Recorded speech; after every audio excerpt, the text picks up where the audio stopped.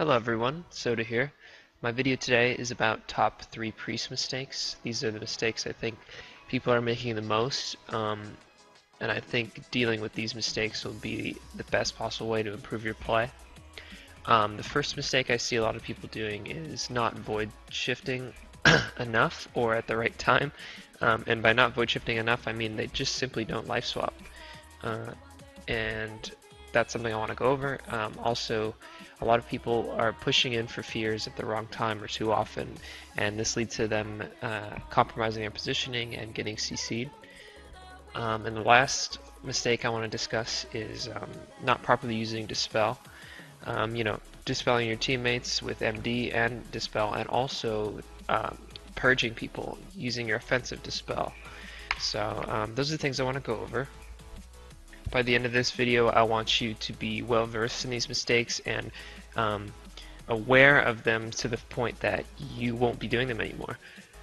This will mean your team is going to live longer, you're going to be CC'd less often, and you should start seeing some improvement in your arena play.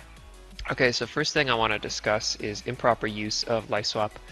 This is one of the biggest mistakes, that's why I want to talk about it first. It's a 6-minute cooldown, so people always save it for last. And this is the problem. Saving Void Shift for the last minute is often a formula for just never using it at all. I'm a victim of this mistake too. Oftentimes, someone on my team will die and I'll be like, oh, I still had life swap.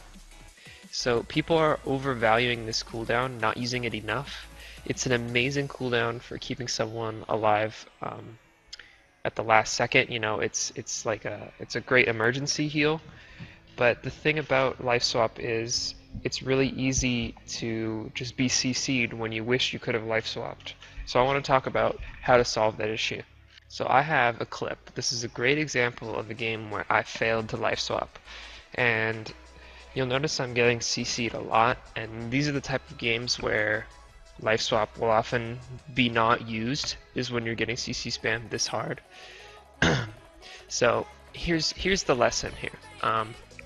I use Guardian Spirit instead of life swapping, and that's my mistake. Guardian Spirit does not function always, and Shamguards dies without it working. That obviously is unfortunate, but I should have life swapped. Now let's go back to that mistake. So right here is where I make my mistake. I Trinket and then Guardian Spirit, and what you should always do with life swap is use your life swap with your Trinket. You should always pair those two together. It's the best possible use of life swap because it will make sure you always get the swap off, and it allows you to potentially hold your Trinket for as long as you need to. Okay, so you don't always have to pair the two together, but I really highly recommend it. When you pair them together, it guarantees that you're going to get good use out of your life swap. However, I know as a healer that sometimes you have to trinket something and you don't want to use life swap every time you trinket. So let me just show you a case where I do trinket something and I end up getting the life swap off anyway. But look, pay attention to how lucky I got to, like, when you are able to get a good life swap off and you don't do it with trinket, it's pretty much always just lucky. It's okay, they didn't manage to chain the CC enough to get the kill, and as a result I got the life swap, but you don't want to have to depend on them making a mistake for you to have to life swap. So here's kind of an extreme example of me trinket swapping. I actually trinket the very last second of a silencing shot, and you know, it ended up being okay. We won this game, but it shows how necessary it is to link the two cooldowns together, because it's so rare that you're actually controlling your character. I don't regret doing that trinket at all because I've lost way too many games waiting for a CC chain to end and then it just never ending and my teammate dying. Okay, so that was the #1 mistake, is not life swapping.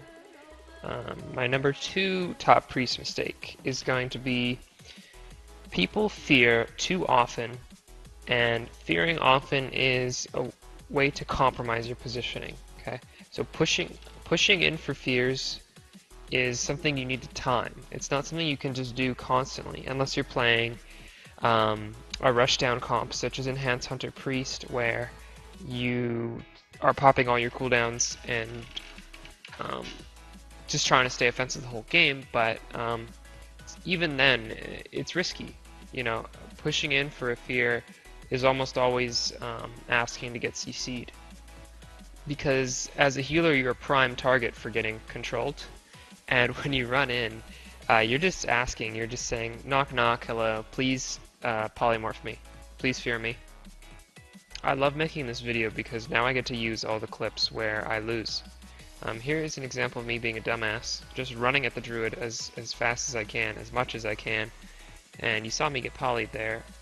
I deathed it, but watch what happens. I'm continuing to run in, trying to get a fear really bad, chastise the druid. Oh, I realize I have to MD a block, and I get locked on it. Don't get the fear on the druid.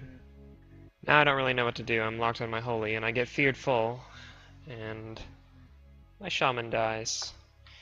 Now, that was kind of unlucky, let's be honest. That mage did a really smart thing, got out of his block and locked my MD, but it just shows you how hard you're compromising your positioning. You're making yourself available to just... I got polymorph there, I got disoriented, I got locked out, and then I got psychic screened.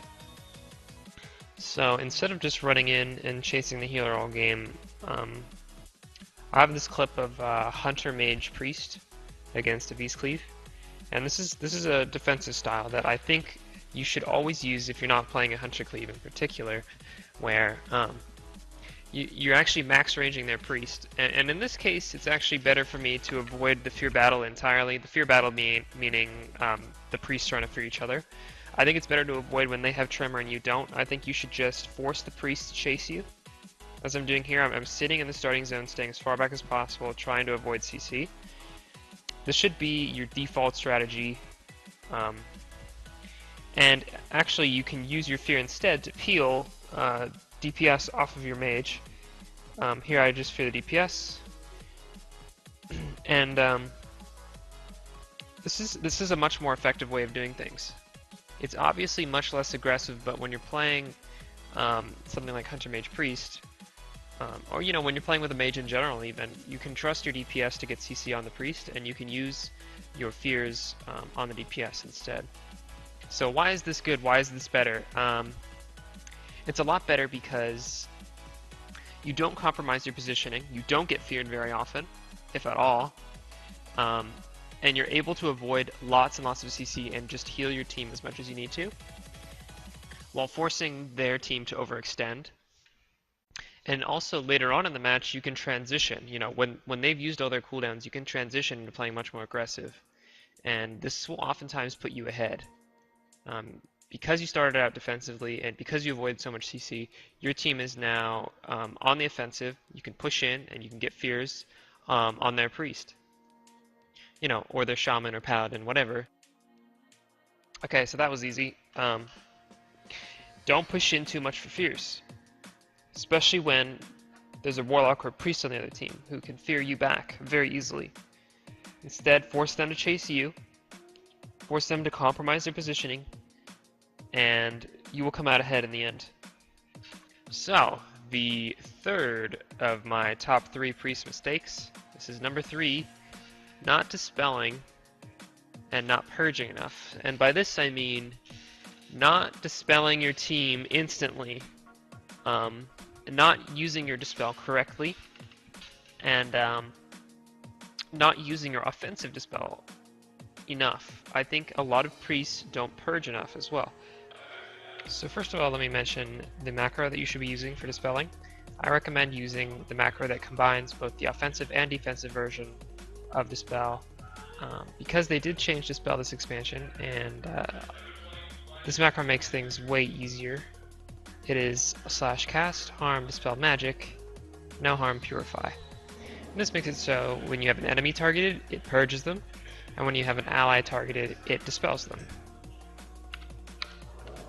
So the first thing I want to mention is purging your opponents. This is the most important to do in the opener because it's the main time you have an opportunity to do it, and because you can clear off helpful buffs from the other team. So when you remove something like Mark of the Wild, Blessing Protection, etc., usually it doesn't end up getting rebuffed, especially when your team has pressure. This is a really good thing for you. Right here, I actually just purged Mark of the Wild, the Enhancement Shaman's NS, and a stack of Life Bloom. You can see it from my add-on in the yellow text right there. That's actually called Spell Notifications if you're interested in getting it, but that shows the power of dispelling early. I actually was able to get the Shaman's NS off, so he wasn't able to hex anyone. And now he doesn't have as many hots, he doesn't have Mark of the Wild, he's taking more damage, and the Druid CC'd while this is happening. So basically, anytime you have an opportunity to do so, you should be purging. I know it's difficult to do in the middle of the game because there is so much CC that's hitting you and there's so much healing that has to be done, but I really want to emphasize how important it is when you have free time to use that time to purge. Okay, so with regards to defensive dispelling, I want you guys to remember that you should be prioritizing a defensive dispel over any other global.